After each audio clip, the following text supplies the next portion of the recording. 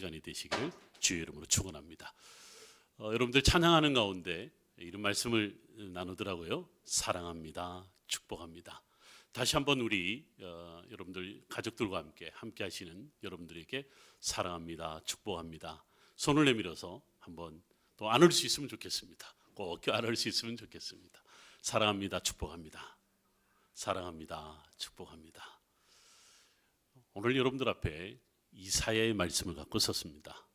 또 설교 제목을 평강의 왕이니라라는 말씀으로 여러분들과 나누려고 합니다.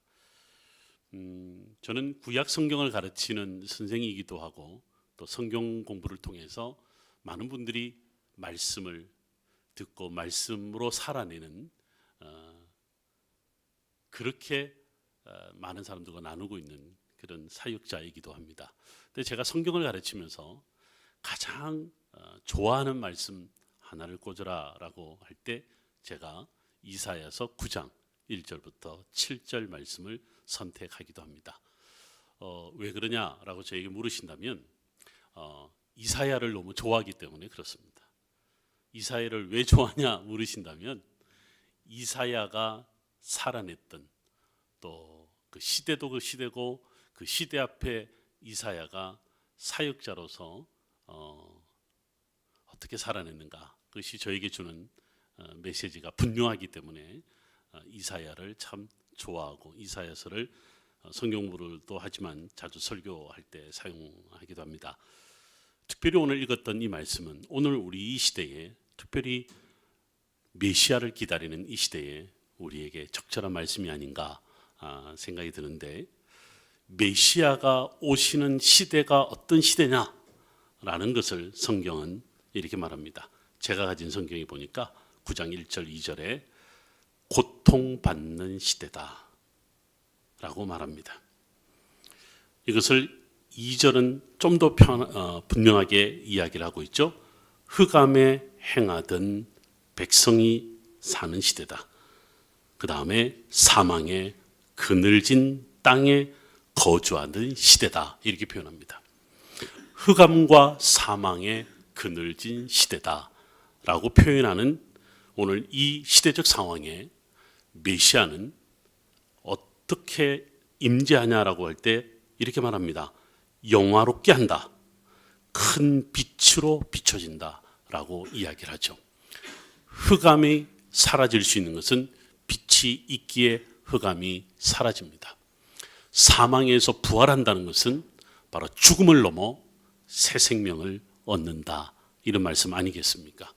이 시대에 바로 우리는 메시아이신 예수 그리스도를 통해서 흑암이 빛으로, 죽음을 넘어 생명으로, 절망을 넘어 희망이 선포되는 바로 그 시대가 꼭 필요한 것이 아닌가. 여러분 안에도 흑암과 사망의 그늘진 땅, 그리고 삶이 온전히 예수 그리스도로 인하여 빛으로서의 삶, 영화로운 삶이 되시기를 주의 이름으로 축원합니다. 이사야가 언제 시대 사람이냐면 이사야서 1장 1절에서 아주 분명하게 이야기를 하고 있습니다. 여러분 성경을 가지고 계시니까 한번 펼쳐볼까요? 이사야서 1장 1절에 보면 이렇게 표현합니다. 유다 왕 우시아와 요담과 아하스와 히스기야 시대에 라고 표현하죠. 이사야라는 사람이 무려 4명의 왕이 살던 시대에 예언자의 삶을 살았고 사역을 했다, 이런 말씀이 되는데, 우시아와 히스기야 시대까지 연도를 한번 쭉 보면요, 물론 이제 우시아는 790년, 주전 790년부터 735년까지 살아낸 사람이고, 히스기야는 주전 685년까지 살아낸 삶이다. 넓게 보면 우시아의 왕의 시절이 시작된 790년부터 히스기야의 죽음이 이르는 680년까지 무려 100년의 삶을 살아낸 사람이다, 이렇게 볼 수 있죠. 근데 조금 더 우리가 이 사역에 포커스를 둔다면 주전 아마 730년대부터 주전 690년, 80년대까지의 사역이 집중되었다, 이렇게 볼 수 있습니다. 한번 잘 돌이켜 볼까요? 남유다 왕 히스기야 시대에 북이스라엘이 멸망을 합니다. 북이스라엘이 멸망한 이유도 잘 알지만 어느 나라에 의해서 멸망한지도 아시죠? 아수르 왕 때입니다. 아수르 제국은 오늘날 메소포타미아 지역 전체를 이야기할 수 있습니다만, 고대 아수르는 우리가 학자들이 고대 근동을 공부한다 할 때 영어로 이렇게 표현합니다. 아스리알라지라고 표현을 해요. 아수르학이다라고 이야기할 정도로 아수르 제국의 전후, 심지어는 그 아수르 제국 그 당시만 해도 엄청난 문화적 영향 또는 종교적 영향을 남겨준 고대 근동의 최고의 문화적 유산을 남겨준 민족이다, 이렇게 말할 수 있죠. 아수르가 메소포타미아 지역뿐만 아니라 이집트까지 점령을 할 때 이스라엘은 당연히 그들의 손에 넘겨줄 수밖에 없었던 거죠. 아수르가 본격적으로 이스라엘에 얼굴을 내밀었던 시대가 언제냐면 주전 733년 북이스라엘 왕 베가 때에 디글랄 빌레셋이라는 사람이 등장을 합니다. 어떻게 보면 북이스라엘의 멸망은 이때부터 시작됩니다. 디글랄 빌레셋이 다메섹을 점령하고 다메섹에서 남유다뿐만 아니라 북이스라엘까지 영향을 미칠 때에 이 북이스라엘도 남유다도 그의 이름만 듣고도 벌벌 떨었던 그런 강력한 시대였다, 이렇게 볼 수 있습니다. 디글랄 빌레셋 시대 다음에 우리가 살만 에셀, 사르곤 시대, 그 다음에 여러분들 많이 들어본 산헤렙 시대까지 이 시대를 거치면서 북이스라엘도 멸망하고 남유다도 아수르에게 엄청난 사람들이 포로로 잡혀가는 바로 그런 시대적 상황이었습니다. 이스라엘 백성들이, 유다 백성들이 자신의 손으로 어느 것 하나 마음대로 자유롭게 해방된 민족으로 누릴 수 없는 그런 시대였다, 이렇게 볼 수 있죠. 이때에 북이스라엘과 남유다를 통틀어서 하나님의 때가 이르렀다. 아수르에서 멸망하는 이 시기를 오히려 하나님께로 돌아올 시대다. 세상은 허감을 말하지만 세상은 이 시대를 가리켜서 사망의 그늘진 때라고 말을 하지만, 그러나 하나님의 때이기도 하다. 감히 이렇게 말할 수 있었던 예언자가 단 한 명 있었던 거죠. 바로 이사야였습니다. 그래서 이사야 1장 1절에 다른 예언자들과 다르게 이사야가 살아낸 그 시기의 모든 왕을 다 언급을 한 이유가 뭐냐면 바로 이 복잡한 시대, 복잡하다는 표현에는 다양한 의미가 있습니다. 오늘 우리 9장의 말씀을 따르면 흑암과 사망의 그늘진 시기라고 말할 수 있는데, 이 시기에 뭐라고 표현하냐면 예루살렘에 관한 계시다, 이런 표현을 쓰고 있습니다. 북이스라엘이 멸망하고 있는 상황인데도 오늘 이사야는 어디에 포커스를 두냐면 예루살렘에 포커스를 둡니다. 여러분, 왜 예루살렘일까요? 바로 예루살렘 성전입니다. 예루살렘 성전은 뭐 하는 곳입니까? 예배를 드리는 곳입니다. 그러면 오늘 예루살렘에 관한 계시다, 무엇을 말하고 있을까요? 사망과 그늘, 이 흑암의 땅 이 시절에 당신들에게 예배가 있느냐라고 하는 겁니다.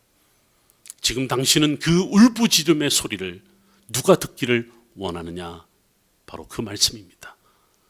세상은 절망이라고 말하지만, 어둠이라고 말하지만, 너희는 예배자로 설 때에 하나님이 여러분들을, 이 시대를, 이 민족을 영화롭게 하겠다. 그리고 이 백성들 가운데 빛으로 함께 하겠다라는 말씀이 아닐까요? 우리는 지금 참 어려운 시기를 겪고 있습니다. 세상이 어렵다고 말하고 세상이 흑암이라고 말하는 이 시대에 우리 믿는 그리스도인들은, 하나님 앞에 예배자로 서야 되는 우리는 이사야가 오늘 예루살렘에 관한 계시라고 말씀하는 이 말씀 하나를 우리는 어느 때보다도 새겨 들어야 될 것입니다. 저는 오늘 이 제목을 평강의 왕이다, 평강의 왕이다, 어디서 이 제목을 가져왔었냐면 오늘 읽었던 말씀 중에 7절에 있었습니다. 6절에 있었습니다. 6절에 보면 이 메시아에게 이름이 있다. 기묘자다, 모사다, 전능하신 하나님이다, 영존하신 아버지다, 그리고 평강의 왕이다. 결론은 평강, 즉 샬롬에 있다라고 말합니다. 결국은 빛으로 오시는 주님, 우리를 영화롭게 하시는 주님, 우리가 아무리 흑암과 사망의 그늘진 땅에 있다 하더라도 우리를 살려주시는 그분은 샬롬의 왕이다. 오늘 이렇게 결론을 맺고 있습니다. 그러면 이 샬롬이 어떤 세상이냐 라고 할 때 7절에서 그 샬롬의 세상을, 메시아가 와서 이루는 샬롬의 세상을 정확하게 표현을 하고 있습니다. 뭐라고 이야기를 합니까? 그 정사와 평강의 더함이 무궁하며 그리고 영원히 정의와 공의로 그것을 보존할 것이다 라고 말합니다. 요즘 세상에서 제일 많이 듣는 말 중에 하나가 공의일 겁니다. 공의일 겁니다. 정의와 공의. 저도 성경 번역자이기도 합니다만 이 번역상에 있어서 우리에게 늘 혼란 주는 용어 중에 하나가 바로 정의와 공의입니다. 때로는 정의와 공의를 이 번역자들이 혼돈을 한 것 같아요. 공의가 바로 오늘날 우리말로 정의에 해당하는 말입니다.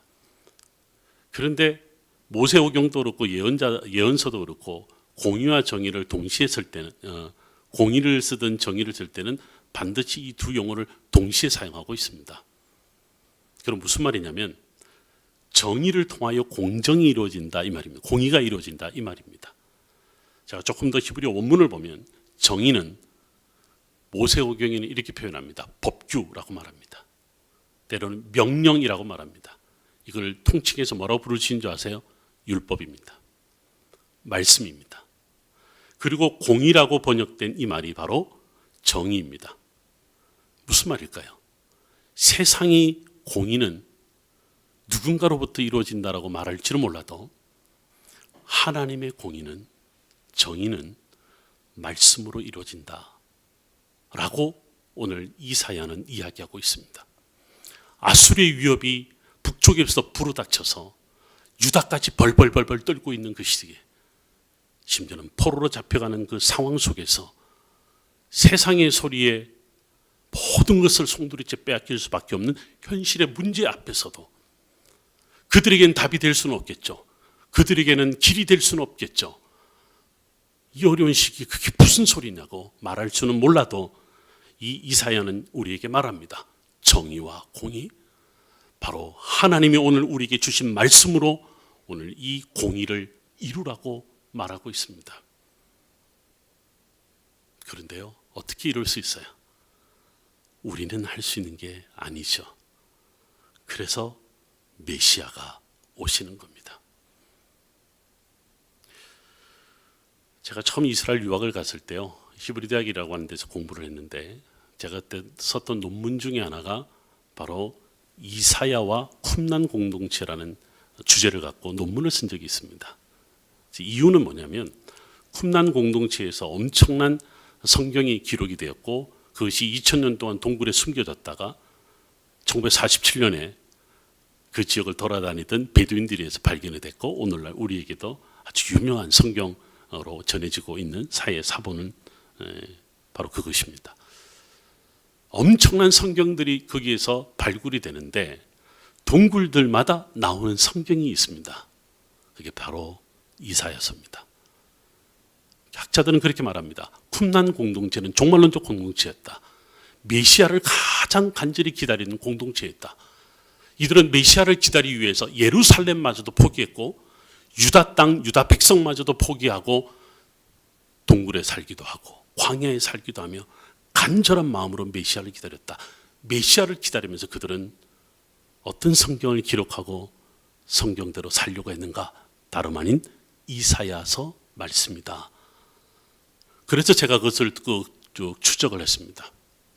그것을 여러분들과 다 나눌 수는 없지만 한 가지 분명한 것은 신약 성경에 가장 많이 인용된 구약 본문이 뭔 줄 아십니까? 바로 이사야서입니다.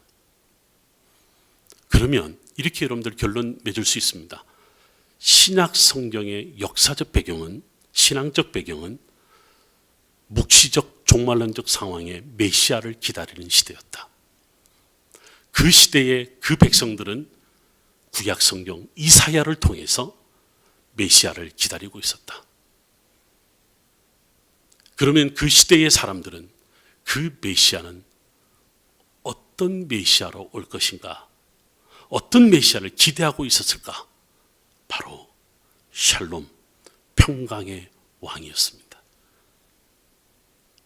여러분들 마태복음, 마가복음, 누가복음, 우리 공간복음서라 그러죠.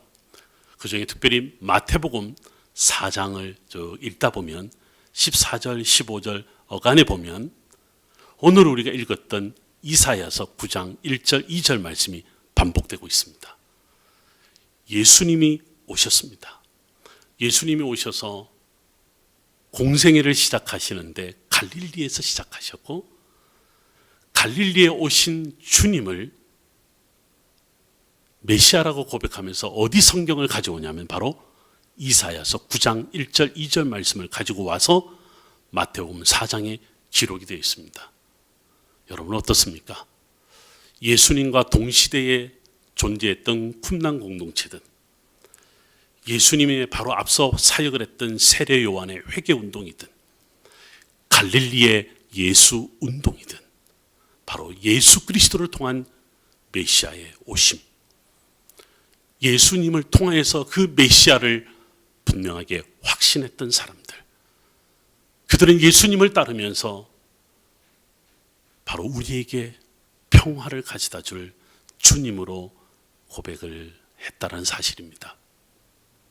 사랑하는 여러분, 힘들고 어려운 시기다, 그건 세상이 말하는 겁니다. 흑암이고 사망이다 말하는 것은 세상의 강력한 힘이 우리를 압제하고 누르고 우리를 고통 속으로 몰아넣는 그 시대를 말하는 겁니다.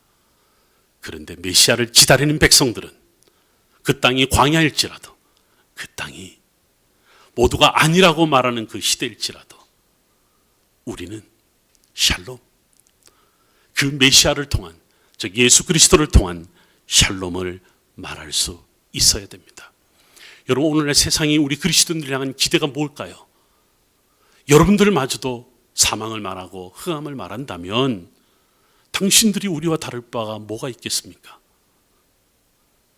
그리스도인이라면, 하나님 나라를 소유한 자들이라면, 이 땅에서 하나님 나라를 살아내는 사람들이라면 뭔가 달라야 되지 않을까요?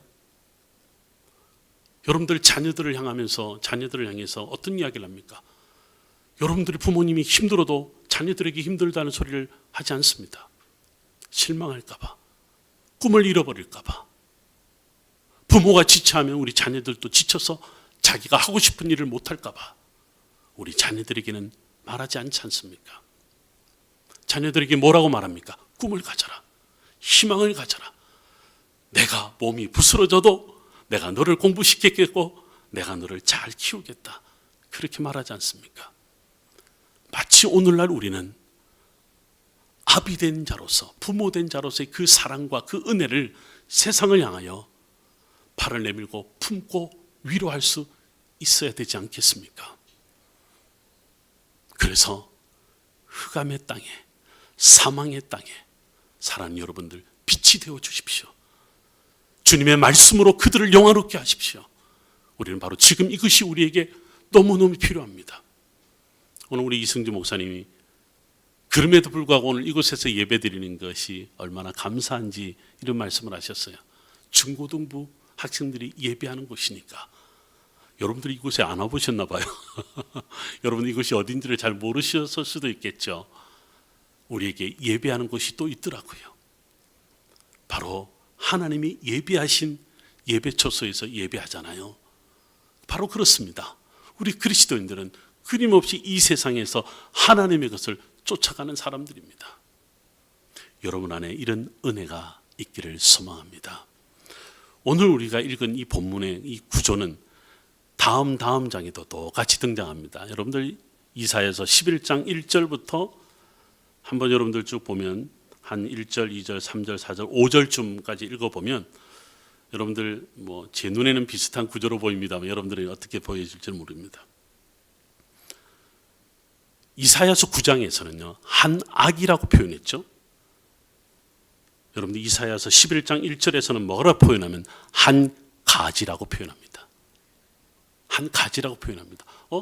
아기가 왜 가지와 무슨 상관이 있습니까? 말할 수는 있어도 여러분, 제가 여러분들에게 한번 이 가지가 뭔가를 제시하면 깜짝 놀랄 겁니다. 이 가지가 히브리어로 나사렛입니다. 구약 성경에 몇 번의 나사렛이란 말이 등장하지만 신약 성경에 그 나사렛인가 아무도 상상 못합니다. 예수님이 갈릴리 사역을 시작하시기 전에 어디서 여러분 사신 줄 아세요? 마태복음 4장을 읽어보시면 나사렛에서 살시다가 드디어 갈릴리로 가서 사역을 시작하신다. 공간복음서를 자세히 읽어보면 곳곳에서 표현하고 있습니다. 이거는 공간복음서가 아닌 네 번째 복음서인 요한복음에도 잘 등장하고 있습니다. 나사렛에서 갈릴리로 가셨다라고 하는 말은 바로 이 나사렛이 메시아를 상징하고 있기 때문에 그렇습니다. 나사렛이 바로 한 가지의 가지이기 때문에 그렇습니다. 이 가지가 바로 다름 아닌 한 아기, 우리에게 평화를 이룰 그 가지이기 때문에 그렇습니다. 여러분 어떻습니까? 4절을 한번 보세요. 11장 4절을 보면 이렇게 표현합니다. 공의로 가난한 자를 심판하며 정직으로 세상의 겸손한 자를 판단할 것이며 그의 입에 막대기로 세상을 치며 그의 입술의 기운으로 악인을 죽일 것이며, 공의와 정직을 표현하고 있습니다. 아기가 가지이며 가지가 바로 메시아이며, 이 메시아가 평화의 주로 오실 때 이 평화가 이루어지는 곳에 공의가 있고 정의가 있고 정직이 있습니다. 올바른 판단이 있습니다. 여러분, 세상을 향해 이것을 기대해야 되지 않습니까? 누군가에 의해서 이루어지는 것이 아닙니다. 바로 하나님의 백성을 통하여 이루어지는 것입니다. 이 기대가 성경 말씀에만 있는 것이 아니라 우리 삶 속에도 있어야 될 줄 믿습니다. 여러분 어떻습니까? 여러분이 메시아를 기대하고 메시아로 살아내는 삶이 정의를 이루는 삶이다. 공의를 이루는 삶이다. 그럼 오늘날 우리 이 시대는 그리스도인의 가치, 우리 기독교의 가치가 얼마나 필요한 시대입니까?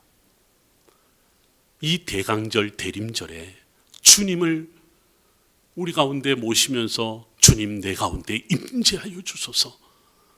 주님의 다시 오심을 기다리는 우리 전 세계 그리스도인들이 오늘 전 세계가 함께 겪고 있는 이 고통과 고난 가운데 우리가 기대할 것은 바로 여기 메시아로 오신 예수 그리스도를 통하여 평강 온전한 샬롬이 이루어지며, 그 샬롬이 이루어지는 곳에 정의가 있고 공의가 있을 것이다.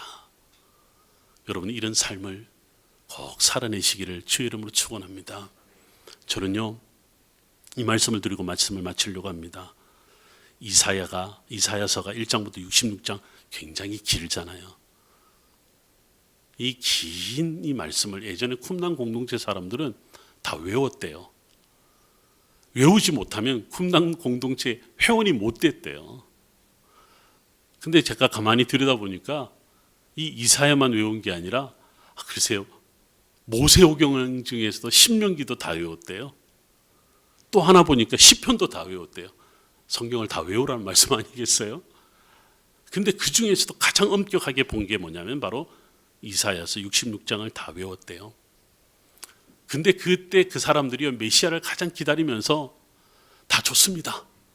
오실 메시아께서 우리에게 평강의 주로 오셔서 우리에게 정의도 이루시고 다 이룰 것입니다. 좀 믿습니다.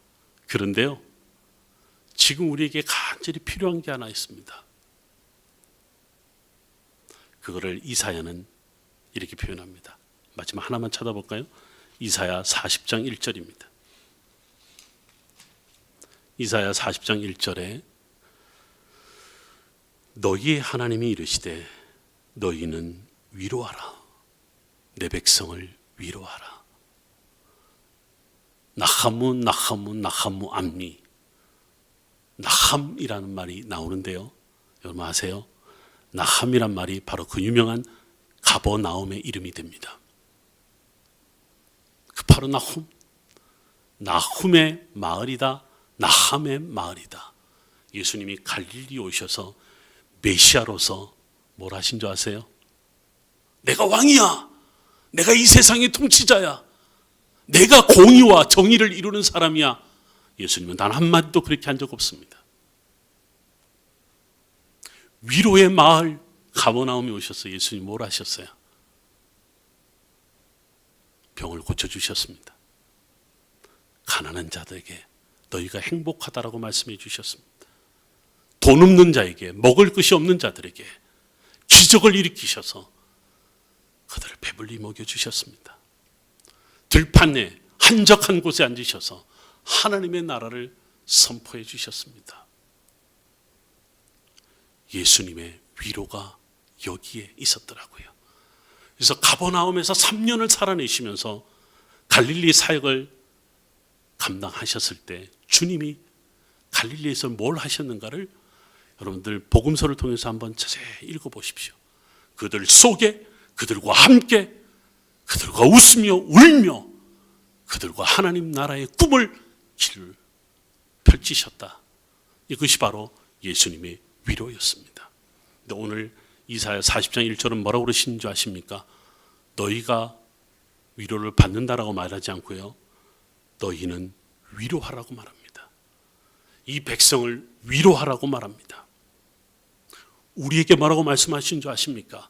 메시아를 소유하고 살고 있는, 하나님 나라를 소유하고 살고 있는 우리에게 이 세상을 향하여, 잃어버린 백성을 향하여 뭐라고 말씀하신 줄 아십니까? 위로하라고 하십니다. 오늘 여러분들 가족들을 한번 위로해 주십시오. 사랑한다, 축복한다. 그 한마디가 위로가 됩니다. 여러분, 오늘 이 결단이 우리 안에 있어야 됩니다. 세상 사람들이 다 지쳐하는 그곳에 가서 사랑한다, 축복한다, 위로한다. 저는 요즘에 많은 일들을 하고 있는데요. 그 일들을 하면서 세상 사람들과 만날 때마다 저는 그들에게 다른 말 하지 않습니다. 오늘 하루도 행복하십시오. 오늘 하루도 여러분들 정말 행복하십시오. 그 한마디에 사람들이요, 고마워요 하고 이렇게 갑니다. 고마워요 갑니다. 그리고 늘 저와 만나는 전혀 인간적 관계가 없는데도 만나는 사람들에게 오늘 힘내세요. 제가 다른 건 못해도 이 커피 한 잔 드리면서 여러분들 위해서 축복하겠습니다. 이 말에 그들은 위로를 받더라고요. 정말 쉽지 않습니까? 평강의 주님은 우리들 속에서 바로 이 위로를 주시고 우리로 하여금 위로하게 하십니다. 사랑하는 여러분, 오늘 하루도 메시아로 오신 우리 주님으로 인하여 샬롬을 얻으며 이 샬롬으로 위로를 펼칠 때에 흑암이 물러갑니다. 사망의 그늘이 물러갑니다. 주님의 것으로 행복한 여러분들 인생, 여러분들의 삶이 되시기를 주의 이름으로 축원합니다. 기도하겠습니다. 고마우신 아버지 하나님, 감사합니다. 오늘 우리 강남 새사람 교회 가운데 함께하여 주셔서 감사합니다. 지칠고 힘든 오늘 이 시대를 살아내는, 탄식하며 길을 열어달라고 우리에게 빛으로 찾아오셔서 빛이 되어 달라고 말하는 모든 지친 세상을 향하여서 주님 우리에게 찾아오셔서 샬롬, 평강의 왕이 되어주시며 이제 우리에게 위로하라고 가르쳐 주십니다. 오늘 하루도 주님 안에 내 인생 가운데 임재하신 주님을 찬양하며 샬롬의 위로의 삶을 살아낼 수 있도록 축복하여 주시옵소서. 감사를 드리며 예수님 이름으로 기도드리옵나이다. 아멘.